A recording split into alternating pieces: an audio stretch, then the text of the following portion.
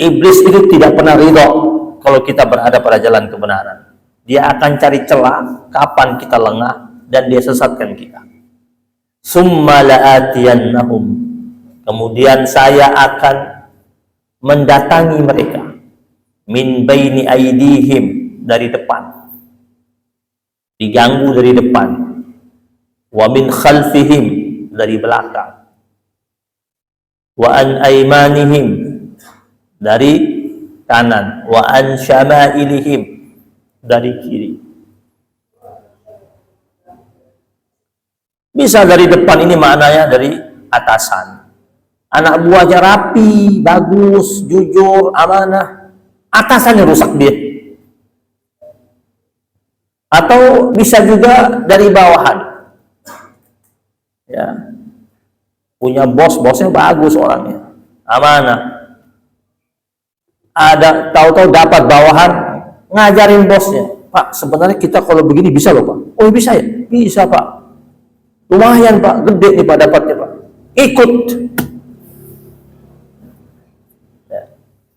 Ini kata setan, saya datangi dia dari depan, dari belakang, dari kiri, dari kanan, dari teman-teman di sekitarnya, dari orang-orang di sekitarnya, dari pasangan hidupnya, dari kerabat-kerabat dekatnya.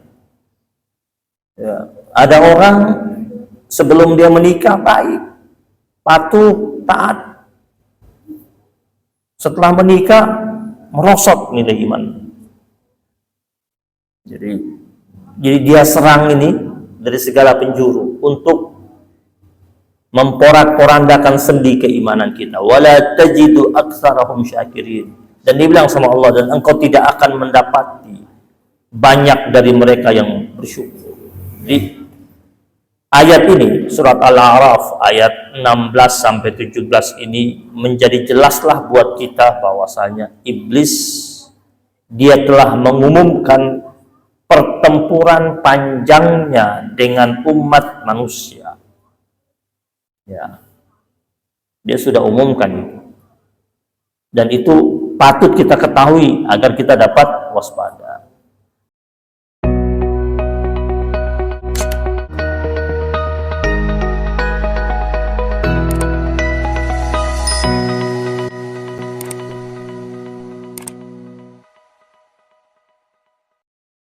Bismillahirrahmanirrahim.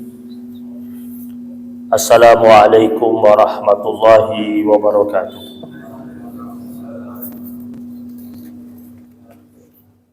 Alhamdulillahi rabbil alamin.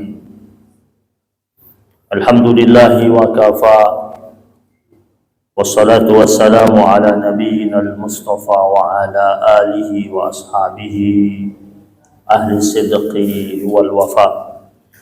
Allahumma salli wa sallim ala sayyidina Muhammad al-fatih lima ughliqa wal khatim lima sabaq nasiril haqqi bil haqq wal hadi ila siratikal mustaqim wa ala alihi haqqa qadrihi wa miqdarihi al-azim.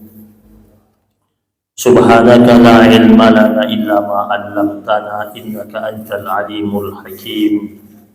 Rabbi shrah li sadri wa yassir li amri wahlul 'uqdatam min lisani yafqahu qawli. Subuhun qudusun rabbuna wa rabbul malaikati war ruh. Jamaah majlis kajian ba'dal maghrib Masjid Fatimah Muhammad yang dimuliakan Allah Subhanahu wa taala, segenap pengurus dan DKM masjid yang dirahmati Allah. Marilah sama-sama kita hadirkan hati kita dengan niat i'tikaf kita di masjid ini dari maghrib sampai isya.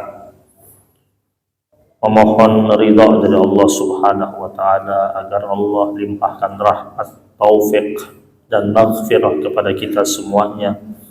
Dan kita bacakan surat Al-Fatihah untuk kehidupan kita agar Allah naungi dengan karunia-Nya. Kita doakan saudara-saudara kita yang tertimpa bencana dan musibah agar dikuatkan oleh Allah Subhanahu wa taala. Kita doakan orang tua kita, guru-guru kita, orang-orang yang berjasa dalam kehidupan kita. Wabil khusus kita khususkan yang telah mewakafkan masjid ini, Masjid Fatimah Muhammad, yaitu almarhumah Fatimah Fadl Al-Amri dan almarhum Muhammad bin Said Awad Martak. Ala hazihi niyah wa ala kulli niyatin salihah. Al-Fatihah. A'udzu billahi minasyaitonir rajim. Bismillahirrahmanirrahim. Alhamdulillahi rabbil alamin arrahmanir rahim maliki yaumiddin. Iyyaka na'budu wa iyyaka nasta'in ihdinas siratal mustaqim. Siratal ladzina an'amta 'alaihim ghairil maghdubi 'alaihim waladdallin. Jamaah yang dimuliakan Allah Subhanahu wa taala, ketika kita berbicara tentang hati yang merupakan bagian tubuh dari manusia yang memiliki peranan yang begitu penting dalam menghadirkan perilaku manusia dalam menjalani kehidupannya sehari-hari, baik tidaknya seseorang itu tergantung dengan baik tidaknya hatinya. Tentu itu tergantung dengan segumpal daging yang bernama hati itu. Sehingga Rasulullah Shallallahu Alaihi Wasallam bersabda dalam kitab Sahih Muslim, Nabi menyatakan, ala inna fil jasadi mudghah. Ketahuilah bahwasanya dalam tubuh manusia itu ada segumpal daging. Idza saluhat saluhal jasadu kulluh. Jika dia baik, maka akan baik seluruh peranan anggota tubuh yang lainnya. Namun sebaliknya, kata Nabi, idza fasadat, jika dia rusak, maka akan rusak seluruh peranan anggota tubuh yang ada pada diri manusia itu. Jamaah yang dirahmati Allah Subhanahu wa taala, tentu sebagai manusia kita berkeinginan agar dapat memelihara dengan baik hati kita, agar dia tidak rusak, agar dia tidak melenceng dari apa-apa yang telah menjadi aturan Allah Subhanahu wa taala. Dalam Al-Qur'an Allah Subhanahu wa taala ingatkan kita tentang aturan-aturan Allah yang sudah Allah Subhanahu wa taala tetapkan dalam garis kehidupan kita. Tilka hududullah fala ta'taduha, kata Allah. Itu adalah aturan-aturan Allah, batasan-batasan Allah yang telah Allah tetapkan buat kita. Kita ini hidup ini ada batasannya. Tidak boleh ada manusia menyatakan saya bebas sebebas-bebasnya. Tidak. Ada batasan-batasan yang telah Allah Subhanahu wa taala gariskan buat kita. Fala ta'taduha, kata Allah. Jangan lampaui batasan tersebut. Jadi terkadang manusia itu akhirnya mendapatkan murka Allah. Itu salah satu sebabnya adalah ketika dia melampaui batasan yang telah Allah batasi buat dirinya. Allah sudah pesan dalam Al-Quran, fala ta'taduha, jangan lampaui batasan tersebut. Wa may yata'adda hududallah, siapa saja dari hamba Allah itu yang melampaui batasan-batasan Allah, Allah katakan maka mereka itu adalah orang-orang yang zalim. Faulaika humuz zalimun, maka mereka itu dipastikan adalah orang-orang yang zalim. Zalim sama siapa? Setidaknya zalim sama dirinya sendiri. Karena setiap orang yang melanggar batasan Allah itu nantinya akan berefek buruk pada dirinya. Dan efek buruk yang datang pada dirinya otomatis dia dianggap menjadi insan yang telah menzalimi dirinya sendiri. Nah, untuk menghindari rusaknya hati, atau kita berkeinginan hati kita ini terjaga terus, maka untuk merawat hati kita dan menghindarkannya dari kerusakan sehingga tidak masuk pada ranah penyakit hati, maka kita harus mengetahui penyebabnya agar kita tidak berada pada hal-hal tersebut. Nah, ada beberapa penyebab munculnya penyakit hati. Yang pertama, para ulama salafus salih mengatakan adalah kurangnya iman. Salah satu unsur yang penting untuk merawat hati itu adalah adanya penguatan iman. Di hal yang utama itu yang menyebabkan hati itu berpenyakit itu adalah ketika iman di dalam dada itu sudah mulai menipis. Maka ketika menipis kemudian tidak segera dia kuatkan kembali imannya, bisa mati nilai imannya. Nilai imannya redup, kemudian hatinya menjadi mati. Orang yang hatinya mati itu adalah orang yang memiliki nilai keimanan yang begitu rendah dan begitu tipis. Ketika hati itu ingin menjadi bersih, menjadi bening, menjadi baik, maka penguatan utamanya itu adalah keimanan yang begitu sempurna, begitu indah, begitu baik, dan begitu kuat di hadapan Allah Subhanahu wa Ta'ala. Nah, kemudian tentang iman ini, ya, ada 3 musuh yang menyebabkan lemahnya iman. 3 musuh yang menyebabkan lemahnya iman. Yang pertama itu bisikan setan. Iman kita ini bisa lemah. Salah satunya yang pertama adalah bisikan setan. Dalam Al-Quran Allah Subhanahu wa Ta'ala berfirman, "Fabima aghwaytani." Ini ucapannya syaitan di hadapan Allah Subhanahu wa Ta'ala. Qala fabima aghwaytani la'aq'udanna lahum siratakal mustaqim thumma la'atiyannahum min bayni aydihim wa min khalfihim wa an aymanihim wa an syama'ilihim wa la tajidu aktsarahum syakirin. Jadi ketika iblis laknatullah alaih itu dia sudah divonis sebagai makhluk yang terkutuk, dia berucap di hadapan Allah Subhanahu wa Ta'ala, "Karena Engkau ya Allah telah menghukum saya menjadi sesat."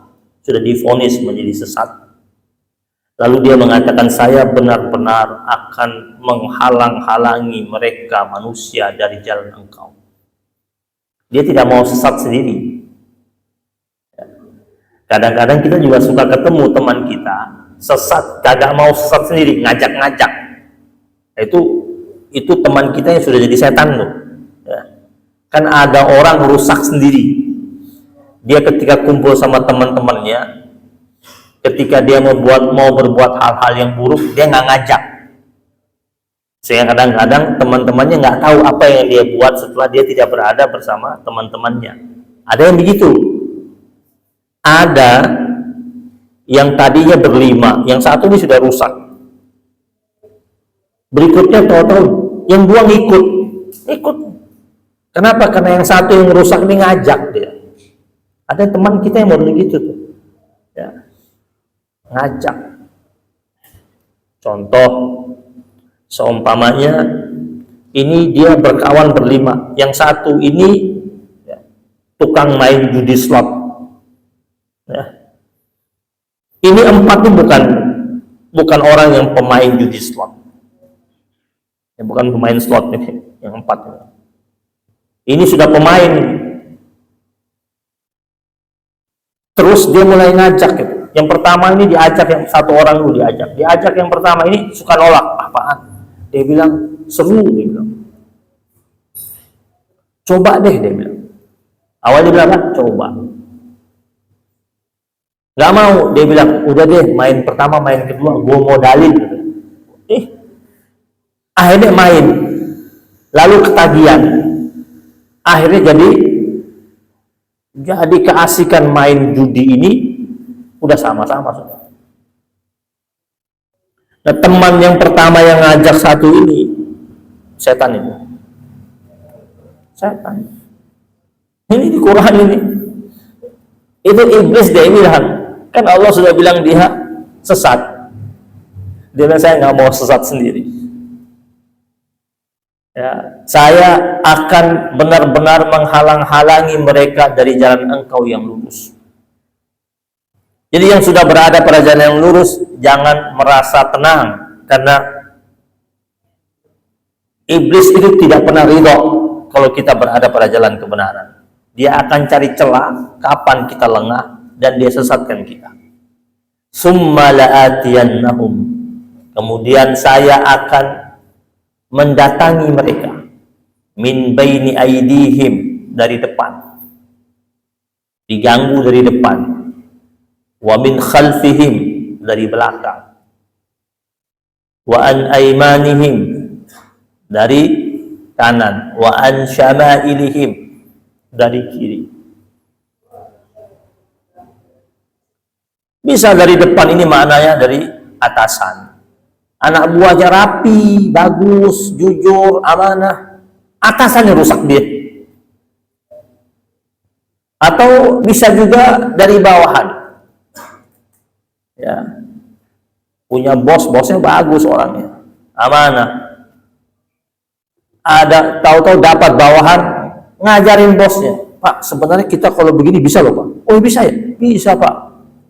Lumayan, Pak, gede nih Pak dapatnya, Pak. Ikut. Ya. Ini kata setan, saya datangi dia dari depan, dari belakang, dari kiri, dari kanan, dari teman-teman di sekitarnya, dari orang-orang di sekitarnya, dari pasangan hidupnya, dari kerabat-kerabat dekatnya. Ya. Ada orang sebelum dia menikah baik, patuh, taat. Setelah menikah merosot nilai iman. Jadi dia serang ini dari segala penjuru untuk memporak-porandakan sendi keimanan kita. Wala tajidu aktsarahum syakirin. Dan dia bilang sama Allah, dan engkau tidak akan mendapati banyak dari mereka yang bersyukur. Jadi ayat ini, surat Al-A'raf ayat 16 sampai 17 ini menjadi jelaslah buat kita bahwasanya iblis dia telah mengumumkan pertempuran panjangnya dengan umat manusia. Ya. Dia sudah umumkan itu. Dan itu patut kita ketahui agar kita dapat waspada. Bahkan dia katakan wastafziz min istata'ta minhum bisautika wa ajlib alaihim bi khaylika wa rajlika wa syarikhum fil amwal wal aulad wa'idhum wa ma ya'iduhum asyaitanu illa ghurura. Itu perbanyaklah atau perdayakanlah siapa saja di antara mereka yang engkau, wahai iblis, sanggup dengan suaramu. Jadi dia bisa perdayakan dengan apa? Suara. Apa itu? Narasi-narasi. Ya. Dipersilahkan semua, silahkan, kata Allah. Kalau engkau mau memperdayai mereka, ya, dengan menggunakan narasi-narasimu yang memukau, akhirnya orang jadi terpukau. Kerahkanlah pasukanmu terhadap mereka. Ya. Baik yang berkuda ataupun yang berjalan kaki, maksudnya kerahkan segala macam kekuatan yang kau punya itu, silahkan saja. Atau dan bersekutulah dengan mereka pada harta dan anak-anak. Dia nggak bisa ganggu nih, dia nggak bisa ganggu langsung, dia ganggu lewat siapa? Lewat harta. Nggak bisa ganggu lewat harta, diganggu lewat anak. Lewat anak diganggu. Ada orang nggak kuat diuji lewat anak. Ada orang nggak kuat diuji lewat harta. Ada orang orangnya lurus bagus, pas diuji lewat harta nggak kuat. Diuji lewat jabatan merosot nilai imannya. Padahal Allah katakan di sini surat Al-Isra ayat 64. Janji setan itu apa? Wa ma ya'iduhum syaitan illa ghurura. Setiap janji-janji yang dibuat sama setan itu semuanya isinya apa? Tipuan. Ya. Janji-janji mereka itu adalah penuh dengan kepalsuan. Jadi mereka, iblis itu bersekongkol untuk memerangi umat manusia, dan mereka senantiasa menghiasi dengan banyak kepalsuan dan kebohongan. Mereka bisa saja menghasut manusia dari jalan manapun. Bisa melalui jabatan, bisa melalui harta, atau yang lainnya. Dan mereka juga mendorong manusia untuk menjalankan dosa-dosa kecil ataupun dosa-dosa besar. Jadi Allah Subhanahu wa taala mengabarkan kepada kita bahwa setan itu merupakan musuh yang nyata bagi anak Adam. Maka orang yang beriman harus senantiasa berjuang keras, sungguh-sungguh dan serius menyelamatkan dirinya dari godaan setan. Yang kedua, dunia dan godaannya. Ya. Dunia dan godaannya ini mendegradasi nilai keimanan kita. Nabi mengatakan dunia itu dia hijau dan manis. Ya. Jiwa manusia itu mudah sekali terpesona dengan rekaman dunia tersebut, sehingga akhirnya menurunkan kadar keimanannya di hadapan Allah Subhanahu wa taala. Banyak manusia disibukkan dengan urusan-urusan dunia tapi lemah sekali ketika untuk urusan akhirat. Begitu bersemangat untuk urusan dunia, untuk urusan akhirat begitu lemah. Ya. Hatinya begitu kuat terikat dengan pesona dunia yang fana.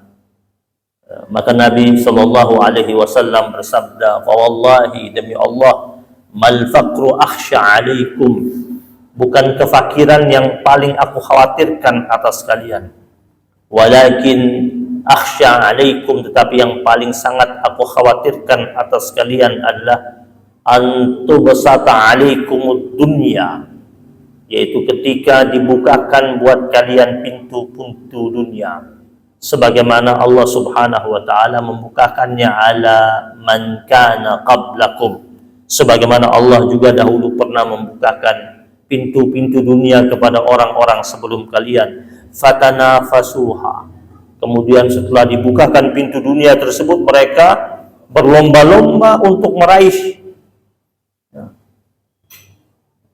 Dan saya khawatir kalian juga akan mengalami seperti itu, kata Rasulullah Sallallahu Alaihi Wasallam, hadis riwayat Imam Bukhari. Dan kekhawatiran Nabi memang terjadi. Nabi khawatir umatnya itu ketika kembang-kembang dunia itu dihadirkan di hadapannya, sehingga akhirnya mereka lupa dengan nilai-nilai keimanan mereka, kemudian menurunkan kadar ketakwaan mereka, kemudian tidak kuat ikatan mereka dengan negeri akhirat. Ya, jadi ketika hati seorang hamba Allah Subhanahu wa taala terikat dengan dunia, maka biasanya hubungan mereka dengan akhirat menjadi lemah. Tentu ini juga akhirnya mempengaruhi tingkatan keimanannya di hadapan Allah Subhanahu wa taala. Yang ketiga, rendahnya iman itu disebabkan teman yang buruk. Ya. Jadi waspada dalam pertemanan, karena teman itu bisa saja mempengaruhi kita jadi baik, atau bahkan bisa saja menggiring kita menjadi orang yang rusak. Ya. Maka Rasul Shallallahu Alaihi Wasallam ingatkan kita tentang cara terbaik dalam memilih teman. Innama mathal jalis salih wal jalis su'. Nabi memperumpamakan tentang teman yang baik, kawan yang baik sama kawan yang buruk. Kata Nabi, kawan yang baik itu seperti orang yang membawa minyak misek, minyak wangi yang harum. Ya. Teman yang buruk itu seperti peniup pandai besi yang meniup untuk agar api di tempat penempaan besi itu menyala. Engkau berteman dengan orang baik seperti engkau berkawan dengan orang yang suka membawa minyak wangi, menawarkan padamu. Kalau engkau tidak beli, setidaknya engkau dapat wewangiannya. Engkau berkawan dengan orang jahat seperti engkau duduk bersama pandai besi itu. Setidaknya kalau tidak engkau terkena oleh percikan apinya dan merobek bajumu, atau paling tidak kau pulang ke rumah bajumu itu bau asap. Tinggal pilih, mau dapat wangi parfum atau bau asap. Kalau kawan dengan orang-orang baik, setidaknya dapat cipratan wangi parfum. Kawan dengan orang jahat seperti orang yang bergaul dengan pandai besi itu, pulang ke rumah ya, bau asap Pernah nggak duduk sama teman perokok, kita bukan perokok. Pernah duduk sama teman, bukan duduk nih berempat, tiganya merokok, kita duduk ngobrol 1 jam, pulang ke rumah, orang rumah tanya, ngerokok ya? Enggak, bawa rokok, baju kita bau, pasti kok bau ya, padahal nggak ngerokok. Bukan hanya baju, hatta rambut kita bau rokok. Nah, antum duduk di condet situ, di Al-Hawi turun ke bawah itu, tukang jual parfum semua.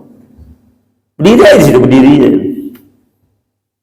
di situ. Pindah di satu toko yang lain. Antum nggak usah beli.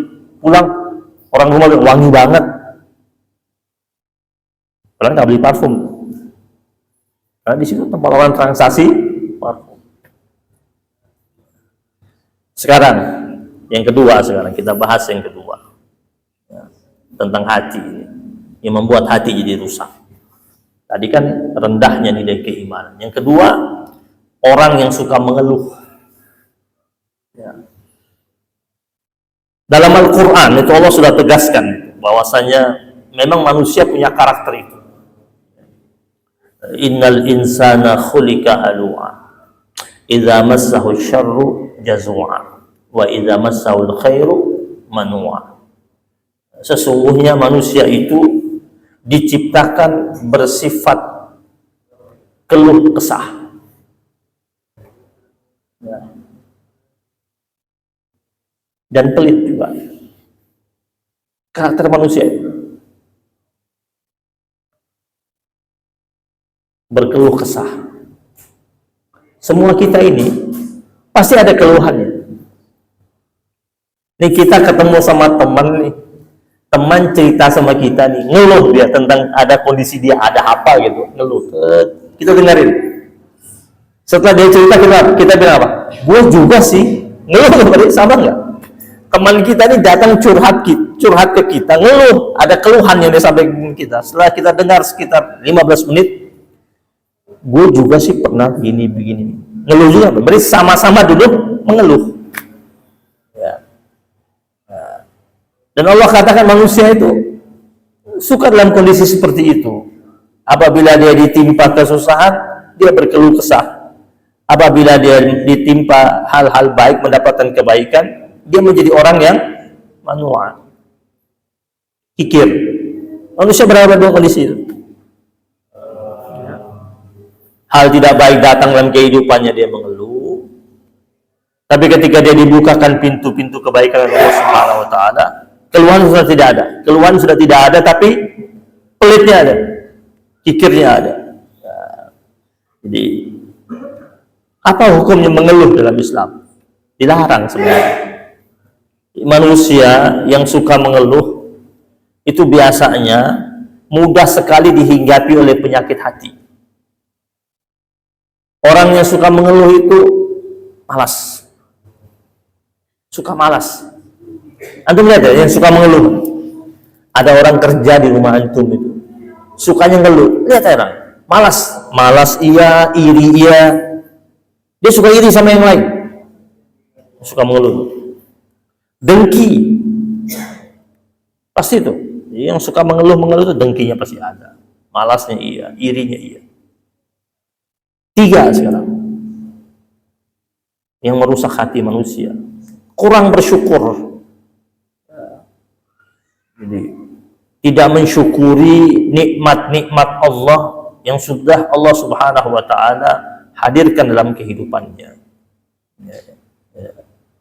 Maka dalam Al-Qur'an Allah Subhanahu wa taala ingatkan kita, ya ayyuhalladzina amanu qulu min thayyibati ma razaqnakum. Wahai orang-orang yang beriman, makanlah dari yang baik-baik daripada apa yang telah kami rezekikan kepada kalian. Washkuru lillah, dan bersyukurlah kalian hanya untuk Allah Subhanahu wa taala. In kuntum iyyahu ta'budun, jika hanya kepada Dia Allah kalian menyembah. Ada perintah Allah ya, agar semua yang kita dapat di alam raya ini, setelah kita dapati, kita syukur sama Allah Subhanahu wa taala. Washkuru lillah, bersyukurlah kalian hanya kepada Allah, untuk Allah Subhanahu wa taala. In kuntum iyyahu ta'budun, jika hanya kepada Dia Allah Subhanahu wa taala kalian menyembah. Ada sebuah hadis qudsi yang pernah saya sampaikan di sini, bagaimana Allah Subhanahu wa taala sangat murka dengan orang yang tidak bersyukur. Allah katakan dalam hadis qudsi tersebut, "Man lam yarda biqada'i wa lam yashkur bin 'ama'i wa lam yasbir bi bala'i." Siapa saja yang tidak ridha terhadap apa yang menjadi keputusanku, ketetapanku, kata Allah. Yang kedua, walam yashkur bi ni'amai, orang yang tidak bersyukur atas nikmat-nikmat yang sudah aku hadirkan dalam kehidupannya.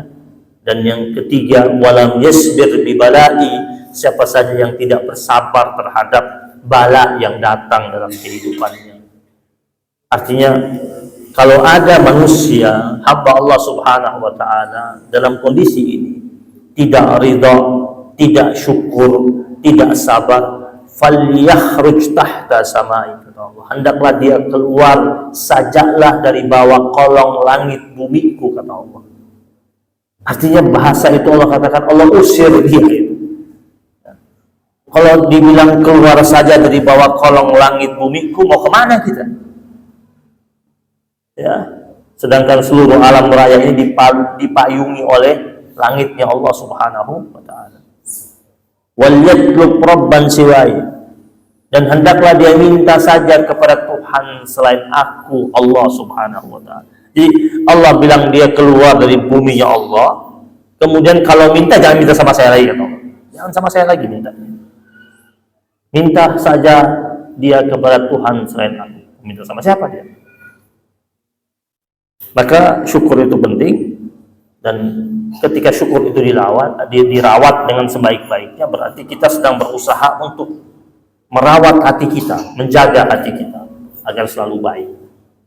Yang keempat adalah hati ini dia cepat rusaknya ketika manusia mulai akrab dengan kemaksiatan. Ya. Orang yang hobi dengan maksiat biasanya hatinya jadi keras. Semakin banyak dosa yang dia lakukan, semakin banyak nokta hitam itu nempel di hatinya. Hati manusia ini awalnya dia bening, bersih, putih. Namun suka tercemari dengan nokta-nokta dosa yang kita buat. Setiap kali dosa yang kita buat, maka nokta hitam itu nempel di hati tersebut. Jika tidak cepat-cepat sang hamba tersebut kembali kepada Allah dengan istighfar atau taubat, ketika dia istighfar, ketika dia taubat, maka bersih lagi. Tapi kalau dia enggan atau bahkan setan menggodanya dan mengatakan nanti saja, entar saja, akhirnya dia buat dosa lagi. Nokta hitam itu semakin banyak menempel di hatinya, kemudian hatinya menjadi gelap. Ketika hati itu menjadi gelap, maka menjadi keras. Dan ketika hati itu sudah menjadi keras, maka dia menjadi insan yang begitu akrab dengan maksiat tersebut. Maka ketika ada orang datang padanya memberikan nasihat baik, dia nggak bakal terima, dia bakal nolak. Kenapa? Hati sudah tertutup. Ya. Hati kan dikatakan ada namanya qalbun salim, ada namanya qalbun marid, ada qalbun salim, hati yang selamat. Ada yang qalbun marid, hati yang sakit. Fi qulubihim maradun fazadahumullahu marad. Kalau sakit, hati dia sudah sakit, itu sudah banyak nokta-nokta dosa tersebut, kemudian dia tidak cepat-cepat taubat, Allah tambah lagi penyakit hatinya itu. Nah, kalau semakin tidak mau diobati, nanti dia masuk pada fase yang ketiga, namanya qalbun mayyit, hatinya mati sudah. Nah, hatinya mati itu nasihat apa saya nggak masuk. Ya, orang ini tambang banget sih. Dikasih tahu kagak dengar-dengar. Udah dibilang jangan, masih dia buat aja.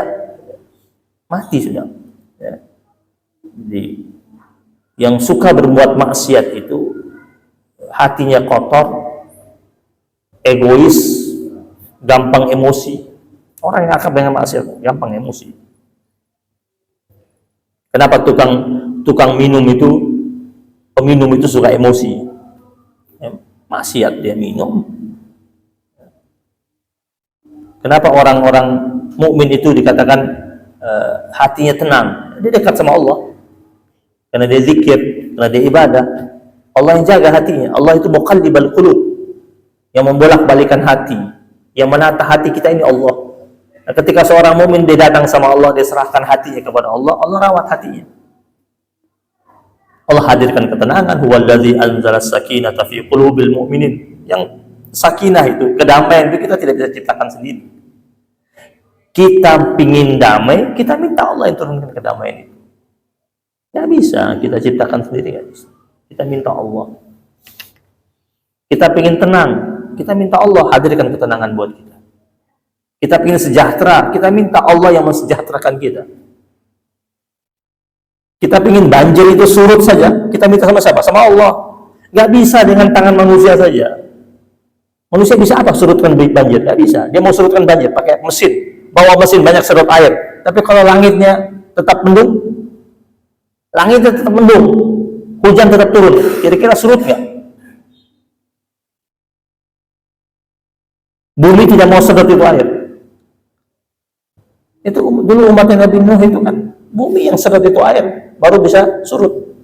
Itu perintah Allah. Wa qila ya ardu bla'i ma'aki wa ya sama'u aqli. Allah yang perintahkan itu baru surut. Wahai bumi, kata Allah, sedot itu air. Wahai langit, cerahlah engkau, berhenti turunkan hujan. Wa ghidal ma'u wa qudiyal amr. Akhirnya air jadi surut dan perintah terlaksana. Jadi Allah yang perintahkan alam raya. Dan diri kita ini tidak pernah bisa lepas dari hawa nafsu. Maka dalam Al-Quran Allah berfirman, wa ma ubarri'u nafsi, dan aku tidak membebaskan diriku dari kesalahan. Kita nggak bisa bebas dari kesalahan kita. Hawa nafsu ini kan nempel sama kita. Kita tidak pernah bisa lepas dari kesalahan. Kita ini orang yang akrab dengan kekhilafan, dan itu karakter manusia. Wa ma ubarri'u nafsi, inna nafsa la amaratun bisu. Sesungguhnya nafsu itu dia menggiring kita untuk berbuat buruk, berbuat jahat. Illa ma rahima rabbi, kecuali nafsu yang sudah dipayungi rahmat Allah, kasih sayang Allah, sehingga nafsu itu dipakai untuk menjalankan nilai-nilai kebaikan. Inna rabbi ghafurur rahim, sesungguhnya Tuhanku maha pengampun dan penuh kasih. Ucapannya Yusuf alaihissalam yang Allah abadikan dalam surat Yusuf. Sekarang yang kelima, hati kita ini ya bisa menjadi kacau, tidak mampu kita jaga dengan baik jika kita akrab dengan perbuatan-perbuatan syirik. Syirik ini kan merupakan salah satu dosa besar, bahkan dosa besar yang pertama yang patut kita waspadai adalah menduakan Allah Subhanahu wa taala. Syirik ini menyebabkan pelakunya pelaku syirik itu dia akan lepas dari nilai-nilai akidah. Ikatan akidah itu ikatan dia sama Allah terlepas. Orang yang berlaku syirik itu ikatan dia sama Allah terlepas.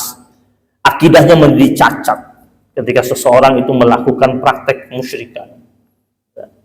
Maka dikatakan orang yang menduakan Allah Subhanahu wa taala itu sulit mendapatkan pengampunan dari Allah Subhanahu wa taala, dan Allah Subhanahu wa taala amat sangat murka.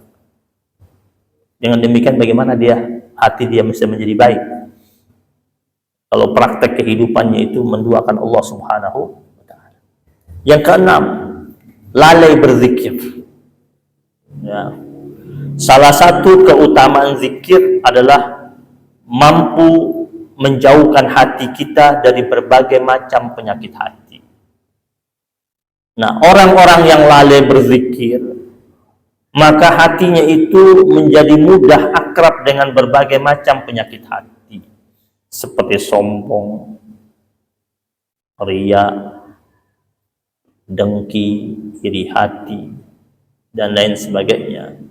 Ya, maka dalam Al-Quran Allah Subhanahu wa taala ingatkan kita, waqtarabal wa'dul haqqu fa idza hiya syakhitatun absarul ladzina kafaru ya wailana qad kunna fi ghaflatin min hadza bal kunna zalimin. Ya.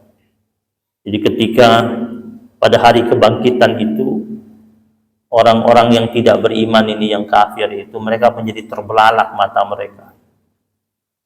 Ketika terbelalak mata mereka, mereka berkata, aduhai Tuhan kami, ya wailana, aduhai Tuhan kami, betapa celakalah kami. Aduhai celakalah kami, aduhai Tuhan kami, betapa celaka, ya wailana, betapa celakanya kami, wahai Tuhan kami. Qad kunna fi ghaflatin, sesungguhnya kami telah berada pada kelalaian tentang ini. Kami dulu lalai. Dan sesungguhnya kami ini adalah orang-orang yang zalim. Mereka mengakui kezaliman mereka. Tapi sudah telat. Di hari kebangkitan baru mereka mengakui itu. Jadi lalai itu amat berbahaya sebenarnya. Ya, lalai berzikir, lalai beribadah, lalai bersedekah. Sampai ada ulama namanya Al-Imam Abu Laits As-Samarqandi mengarang kitab Tanbihul Ghafilin, peringatan buat orang-orang yang lalai. Dan kita ini memang akrab banget dengan kelalaian. Suka lalai kita. Dan ketika kita sedang pada posisi kelalaian itu, biasanya hati kita sedang tidak baik-baik saja. Ya. Kalau kita ingin hati kita tetap berada pada qalbun salim, maka jauhilah kita dari kondisi lalai itu. Dan kalau lalai, cepat-cepat ingat, cepat-cepat kembali. Ya. Yang berikutnya, yang ketujuh, terlanjur mengejar dunia. Orang yang selalu mengejar dunia, ya, bahkan serius banget dengan dunia, nggak ada berhenti-berhentinya, seakan-akan hidupnya panjang di bumi ini, ya. Ini mudah terkena penyakit hati. Allah mengatakan, orang yang tidak ingat aku, Allah Subhanahu wa ta'ala, yang berpaling dari aku akan sulitkan kehidupan dia. Nah, disulitkan sama Allah Subhanahu wa ta'ala. Di dunia ini bukan berarti kita tidak boleh kejar dunia, boleh. Tidak boleh dekat, boleh. Karena Allah siapkan buat kita, tetapi terikat kuat sama dunia, matikan hati kita. Karena ada orang super tega itu. Ada orang super tega. Kita bilang, kayak nggak punya hati itu orang. Iya, kenapa? Dia pikirnya dunia. Yang penting dia sama kawan-kawannya, sama kelompok-kelompoknya happy. Masalah yang lain itu susah, teriak, bodo amat. Gitu, orang itu nggak punya hati. Ya memang nggak punya hati. Ya. Ikatannya sama dunia begitu kuat. Cintanya sama dunia begitu besar. Yang berikutnya, ke-8, bangga dengan amal. Itu membuat hati kita tidak terjaga nanti, rusak hati kita. Ya, merasa amal jariah yang dia buat sudah banyak, ya, sombong akhirnya. Ya, merasa dia sudah aman dengan amalnya. Karena ada orang merasa aman dengan amalnya. Saya sudah bikin ini, bikin aman, sudah punya tabungan akhirat. Padahal dia belum tahu ini. Ya. Di Al-Quran dalam surah Al-Ghasyiyah, Allah katakan ada wajah-wajah yang penuh dengan kegelapan itu. Wajah-wajah yang penuh dengan ketakutan. Wujuhu yawma idzin khasyiyah. Siapa itu? Amilatun nasibah, Allah katakan. Amilatun nasibah. Amal yang sia-sia. Kerja keras di dunianya itu nggak ada nilainya di akhirat. Ya. Kalau di dunia kan biasa kita bilang, itu orang wajar dong dia sukses, kerja keras. Ya kita bilang gitu. Kerja keras, wajar dong dia sukses, punya rumah 10, punya toko sekian, punya sawah sekian, punya aset sekian, pekerja keras. Tapi untuk ukuran akhirat beda. Untuk ukuran akhirat, kerja keras yang dibuat oleh seseorang belum tentu hasilnya itu seperti dia kerja keras untuk dunianya. Makanya dalam surat Al-Ghasyiyah Allah katakan, yang wujuhu yawma idzin khasyiyah, wajah-wajah yang tampil di hari akhir penuh dengan ketakutan itu siapa? Amilatun nasibah. Kerja kerasnya sia-sia, amalnya itu nggak bernilai. Dulu Umar bin Khattab radhiyallahu taala anhu lagi duduk beliau. Amirul Mukminin Umar bin Khattab lagi duduk. Tiba-tiba lewat seorang aki-aki, orang Yahudi. Lewat di depan Sayyidina Umar bin Khattab, umur 80 tahun lebih. Lewat. Ketika lewat, Sayyidina Umar bin Khattab kemudian meneteskan air mata. Nangis, tiba-tiba nangis Umar. Nangis Sayyidina Umar. Nangis terus dia membaca firman Allah. Amilatun nasibah. Temannya Sayyidina Umar bilang, ya Amirul Mukminin, kenapa engkau tiba-tiba nangis? Lihat itu seorang laki-laki sepuh Yahudi lewat di depanmu, kemudian engkau nangis sambil mensitir firman Allah, amilatun nasibah. Kata Sayyidina Umar, ya, aku kasihan sama dia. Allah kasih dia umur panjang hidup di dunia. Dan dia mengerjakan amal tentunya selama dia di dunia. Dan aku kasihan sampai 80 tahun lebih. Dia pasti mengira amal dia itu banyak manfaatnya, tapi Allah katakan amilatun nasibah. Amalnya sia-sia, kasihan. Kenapa? Dia bukan mukminun billah, tidak beriman sama Allah Subhanahu wa taala. Aku kasihannya di situ. Dia sudah punya amal banyak pastinya. Sayang kalau dia mukmin, insyaallah tidak amilatun nasibah. Jadi jangan sampai bangga dengan amal. Ya. Nabi pernah ingatkan sahabat-sahabat Nabi, hadis riwayat Imam Bukhari, Imam Muslim, itu dari sahabat Nabi Abu Hurairah radhiyallahu taala anhu, Nabi katakan, sungguh amal seseorang itu tidak dapat dipastikan yang memasukkan dia ke dalam surganya Allah Subhanahu wa taala. Ya. Kecuali semata-mata karena rahmatnya Allah Subhanahu wa ta'ala. Itu sahabat Nabi sempat, dan juga engkau wahai Rasul. Iya, dan juga saya. Hanya saja, Nabi katakan, hanya saja aku ini sudah mendapatkan rahmatnya Allah Subhanahu wa ta'ala. Jadi Nabi mengatakan, begitu juga aku, hanya saja karena aku ini seorang Rasul, aku sudah mendapatkan payung rahmatnya Allah Subhanahu wa ta'ala. Maka setiap kita beramal, kita tetap bilang sama Allah, minta apa?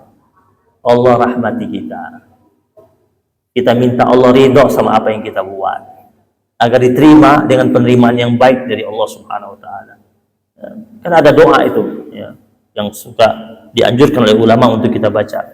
Kita minta sama Allah Subhanahu wa ta'ala, Ilahi inna rahmataka arja min amali, aduhai Tuhanku, sesungguhnya rahmatmu lebih aku harapkan daripada amalku. Wa inna maghfirataka awsa'u min dhunubi, dan sesungguhnya ampunanmu ya Allah jauh lebih luas ketimbang dosa-dosa. Ya Allah itu baik banget, ampunannya Allah jauh lebih besar, jauh lebih luas ketimbang dosa-dosa kita. Rahmatnya Allah lebih kita harapkan ketimbang amal-amal. Jangan sampai kita merasa amal kita sudah pasti akan mendapatkan kedudukan mulia di sisi Allah, tapi kita berharap rahmatnya Allah itulah yang akhirnya menghantarkan kita pada kedudukan mulia di sisi Allah Subhanahu wa ta'ala. Wallahu a'lam. Rabbana taqabbal minna innaka antas samiul alim wa tub 'alaina ya maulana innaka antat tawwabur rahim. Wa sallallahu ala nabiyyina Muhammadin nabiyil ummi wa ala alihi wa sahbihi wa baraka wa sallama. Alhamdulillahi rabbil alamin. Subhanakallahumma wa bihamdika asyhadu an la ilaha illa anta astaghfiruka wa atubu ilaik. Wabillahi taufiq wal hidayah wal ridha wal inayah wal afu minkum. Wassalamualaikum warahmatullahi wabarakatuh.